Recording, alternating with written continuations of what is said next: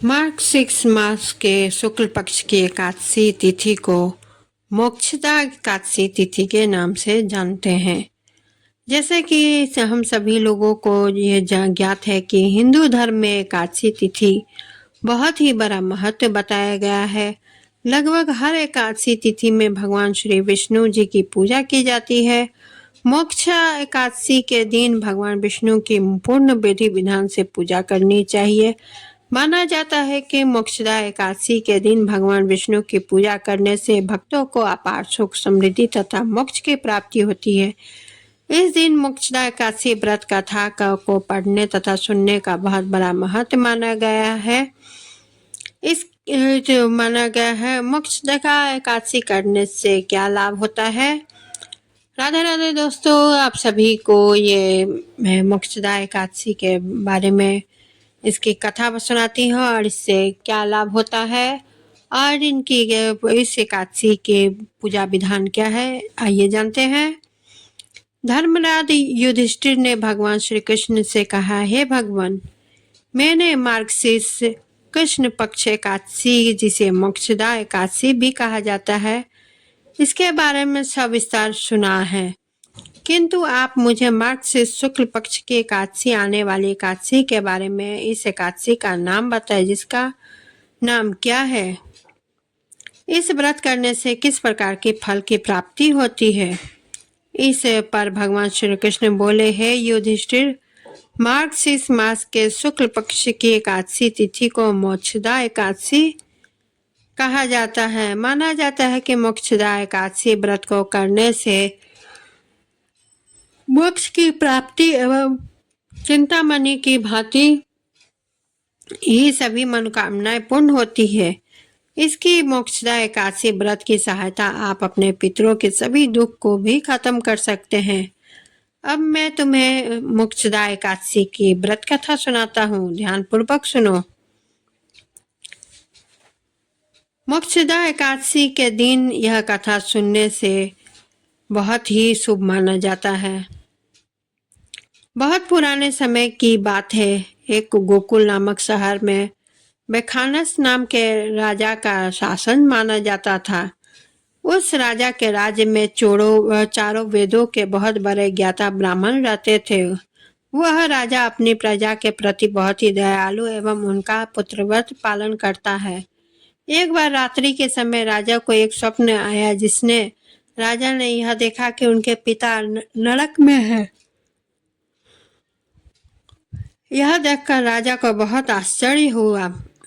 सुबह होते ही राजा अपने विद्वान ब्राह्मणों के साथ गया तथा उन्हें अपने स्वप्न के बारे में बताया। राजा ने ब्राह्मणों से कहा कि उन्होंने अपने पिता को नरक में कष्ट सहते हुए देखा तथा उन्होंने मुझसे कहा कि हे पुत्र, मैं नरक में हूँ, मुझे यहाँ से मुक्त करवाओ। जिस समय मैंने अपने पिता के द्वारा यह सुना, उस समय से ही मैं बहुत परेशान हो रहा हूँ। मेरे मन में भी अशांत है। इस स्वप्न के बाद में ही मुझे इस राजपुत्र, स्त्री, हाथी, घोड़े, धन आदि कहीं पर भी सुख प्रतीत नहीं हो रहा है। कृपया मुझे बतलाइए मैं क्या करूं। राजा ने सभी से कहा कि हे ब्राह्मण देवताओं, इस दुख के कारण मेरा संपूर्ण शरीर भीतर से जल रहा है। मुझ पर कृपा करके तप, व्रत, दान आदि कोई ऐसा उपाय बताए जिससे मेरे पिता को मुक्ति मिले। राजा ने कहा कि ऐसे पुत्रों का जीवन पूर्ण रूप से व्यर्थ है जो अपने माता पिता का उद्धार नहीं कर सकते। जिस प्रकार एक चंद्रमा संपूर्ण जगत में प्रकाश कर देता है, उसी प्रकार एक सर्वोत्तम पुत्र जो कि अपने माता पिता का उद्धार कर सकता है, वह हजारों मूर्खों पुत्रों से बेहतर है। ब्राह्मणों ने राजा से कहा कि हे मान्यवर, आप यहाँ पास ही भूत, वर्तमान तथा भविष्य के ज्ञाता पर्वत ऋषि का आश्रम है। वह आपकी समस्या को हल करने में आपकी सहायता अवश्य करेंगे। ब्राह्मणों के कहने पर राजा उन मुनि के आश्रम में पहुंचे। उस आश्रम पर बहुत सारे ऋषि मुनि तपस्या कर रहे थे। उसी स्थान पर पर्वत ऋषि भी विराजमान थे। राजा ने पर्वत ऋषि से साष्टांग व दंडवत प्रणाम किया। ऋषि ने राजा से कहा, उनकी कुशलता के बारे में पूछा, जिसका उत्तर देते हुए राजा ने कहा कि आपकी कृपा से राज्य में सब कुछ ठीक कुशल मंगल है, किंतु कुछ समय पहले मेरे मन में अशांति हो रही है। राजा के इतना कहने पर पर्वत मुनि ने अपनी आंखें बंद करके भूतकाल को विचरण करने लगे। कुछ ही समय के पश्चात पर्वत ऋषि ने कहा, हे राजन, मैंने आपकी योग्य शक्ति के बल पर तुम्हारे पिताजी के द्वारा किए गए कर्मों के बारे में पता लगाया है। उन्होंने पिछले जन्म में कामातुर होकर एक पत्नी को रति प्रदान की, किंतु सौत कहने पर दूसरी पत्नी को ऋतुदान मांगने पर भी वो नहीं दिया। उनके द्वारा किए गए इस पाप कर्म के कारण ही उन्हें नरकलोक में जाना पड़ा। पर्वत मुनि के ऐसा कहने पर राजा ने उनसे कहा, समाधान बताने के लिए कहा। तब मुनि ने कहा, हे राजन, आपको अपने पिता की नरक से मुक्ति कराने के लिए मार्गशीर्ष एकादशी का व्रत करना चाहिए। इस एकादशी व्रत के प्रभाव से आपके पिता को नरक से मुक्ति अवश्य मिल जाएगी। पर्वत मुनि के कहने पर वह राजा अपने महल आया एवं कहे अनुसार ही अपने पूरे परिवार के साथ मोक्षदा एकादशी का व्रत किया तथा उसका संपूर्ण पुण्य अपने पिताजी को समर्पित कर दिया।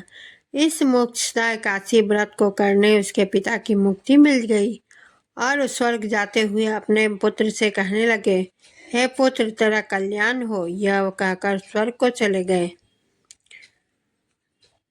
मोक्षदा एकादशी की पूजा विधि इस प्रकार है। इस दिन सुबह जल्दी उठ जाए, फिर मंदिर और घर को अच्छे से साफ करे, पूरे घर में गंगा जल छिड़क ले, स्नान आदि से निर्वित्र होकर व्रत का संकल्प ले, विष्णु जी को गंगा जल से स्नान कराए, फिर उन्हें रोली, चंदन, अक्षत आदि अर्पित करे। सबसे पहले भगवान गणेश जी की आरती करे, फिर भगवान विष्णु जी की आरती कर लक्ष्मी जी की भी आरती करे। एकादशी के अगले दिन द्वादशी के पूजन के बाद जरूरतमंद व्यक्ति को भोजन व दक्षिणा दे। इसके बाद ही भोजन करे और व्रत का पालन करने का करे। और दोस्तों, आप सभी को मेरा ये वीडियो कैसा लगा, आप लोग ज़रूर कमेंट करें और लाइक शेयर ज़रूर करेंगे, मुझे पूर्ण विश्वास है। और चैनल को सब्सक्राइब भी ज़रूर करें। इसी के साथ मैं विदा लेती हूँ। धन्यवाद।